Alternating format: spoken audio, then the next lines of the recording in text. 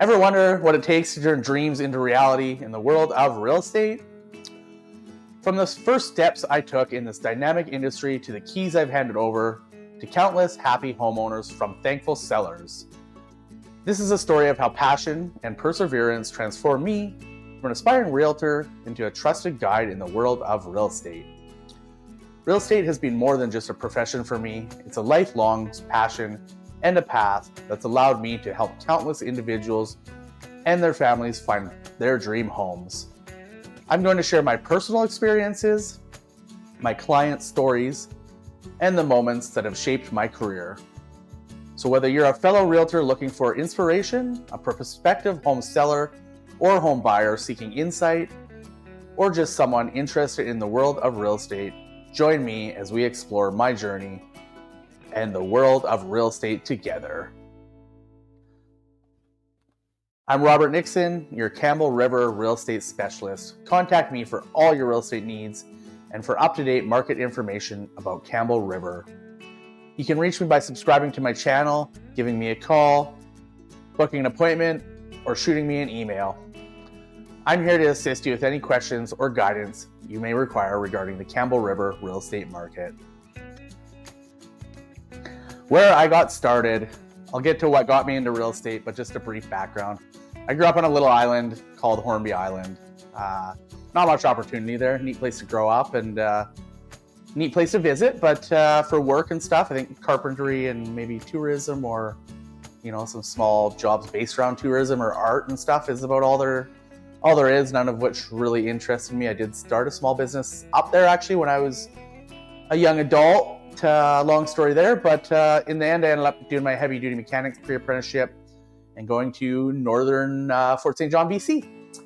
And that is where I worked as a pump jack mechanic and then got into gas compression and where I bought my first house, which is really where my interest in real estate got started. Even before I became a heavy duty mechanic, I don't even think I knew what a millwright was. I was like, oh, that's kind of interesting. Maybe I should have done that. But I think sort of the same with real estate. Obviously, I knew what a house was. I knew what, I probably knew that you bought and sold them, but like my mom sort of lived in her family home that she inherited and had a farm and stuff back home. So I didn't really see like the movement of the sales of real estate or what realtors did. I did have a couple friends growing up that their parents were realtors on Hornby. So I had a bit of an idea, but I bought my first house. I had a 40-year, this is in 2008, so right when the market was about to crash. I had a mechanic I was working with. He was a journeyman.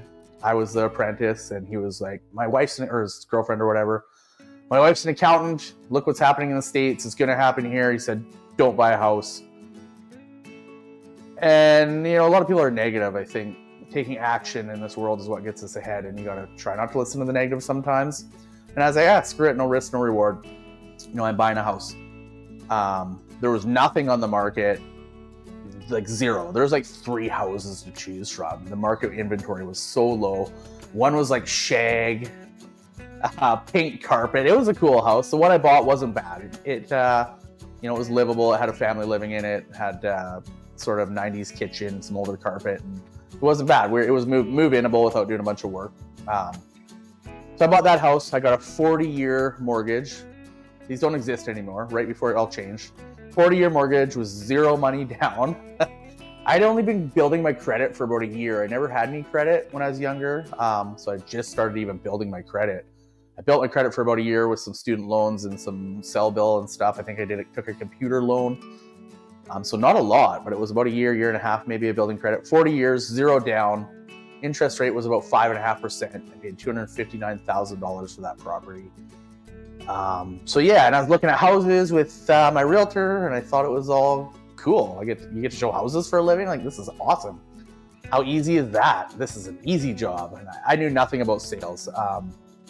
Until I became a realtor, I still knew nothing about sales, except for maybe like when I bought my newer truck and car sales and whatever vision people have on that or mentality, maybe positive, may not. I didn't have a negative one, but that's the only experience I had, and it was an okay experience, but I didn't know what sales were. I didn't even really know getting into real estate that it was sales. Honestly, I'm kind of like, if I'm going to do something, I'm going to do it. And I feel like if you research or think into things too much, you end up seeing the negatives. And even when I was going to become a realtor, the office I joined, the girl, the secretary or whatever at the front desk was like, "Oh, you don't want to become a realtor. They steal deals and they do this." And I started to hear all the negatives. So when I tend to do something which could be a positive or a negative for me, I just do it, jump in with 2 feet. But that can be dangerous as well, because that could give you a high failure rate on certain things, especially business things. I think you should do research. And maybe I do a little more now. So anyways, I bought that house, went and got my 3rd year as a heavy duty mechanic. And I was going to come back be the least experienced mechanic in that trade or that industry, gas compression, that was there. So everyone else had been there a lot longer, maybe I was going to be the highest paid because I was ambitious, went to school, got my levels of schooling done. So come back as a 3rd year, I was going to be the highest paid apprentice there.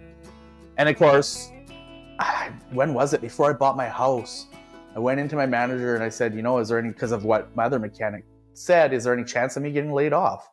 "Oh, no, you're good. You have a job." And then I went to school and I come back. I was on EI, obviously, for school. That's how it works. You go on EI and they top you up. I come back and boom, go to the office, you're getting laid off. I'm like, "Are you fucking kidding me?" Pardon my language. So that wasn't great. And I, was kind of stuck in a northern town in the middle of nowhere where I didn't know anyone. I didn't work for about 1.5 years. I don't know how, but I managed to keep that house. I was on EI, making my mortgage payments. I did do work a little bit under the table for some guy and stuff here and there.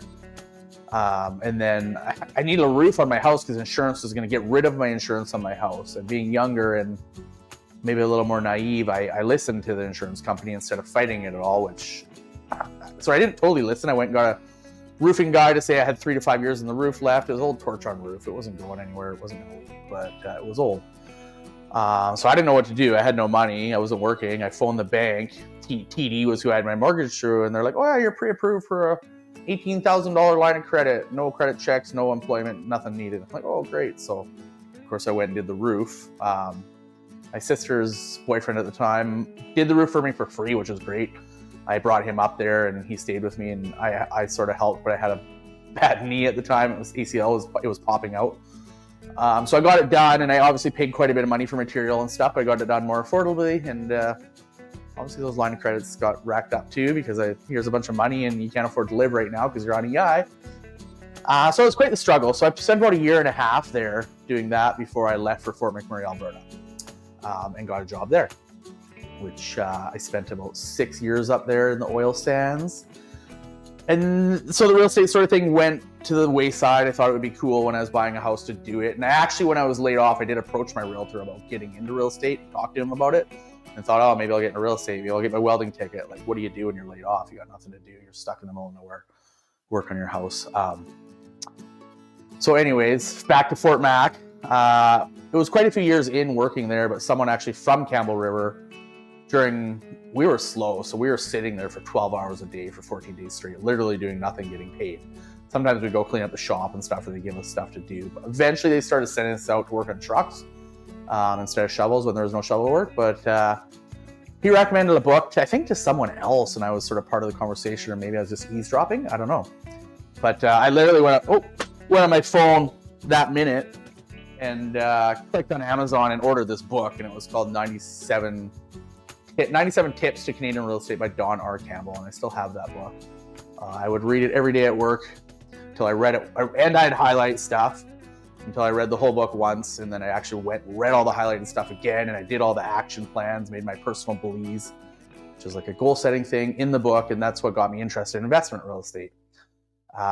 So I started sort of exploring that more. I didn't do a lot of investing, just my Fort St. John house turned into a rental. I bought a house in Campbell River, so that is what also got me more interested because I was renting my house and learning about it and seeing that you can make a profit doing it.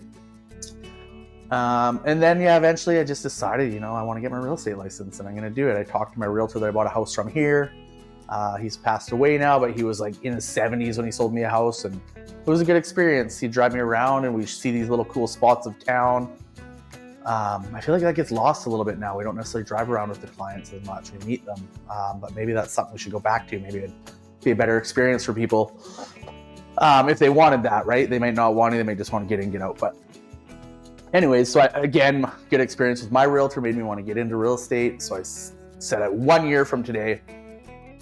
I'm going to quit my job. I'm going to get into real estate. And then some stuff happened at work where it just wasn't super pleasant. And I realized that I just don't want to be here anymore. So that happened about, I think it was almost a year before I had planned to do it. And I just left and said, screw it, see you later. And got my real estate license. And that sort of rest is history, I guess. I did the course in a couple months, 2.5 months, I think. I didn't start it right away. You have 3 months is as soon as you can do it. You have a year to finish it. Went and did my exam. I passed first try, which is good. It has a high failure rate, but I'm usually pretty good with tests, I guess.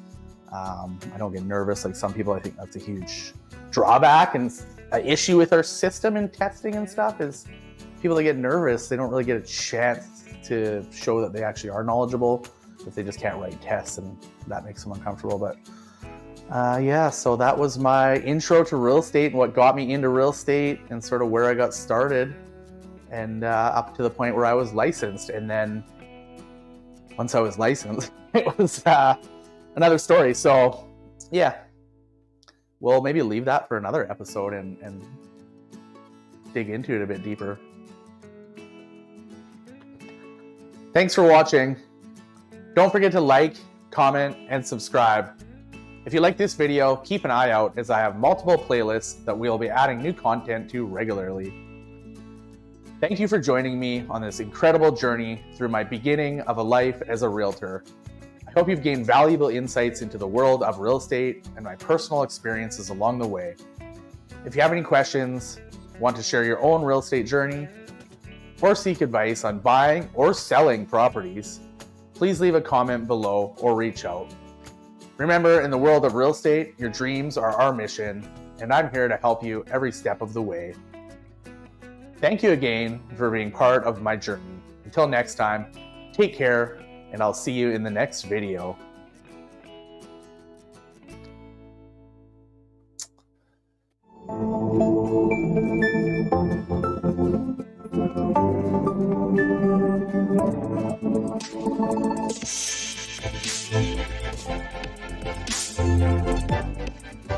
Thank you.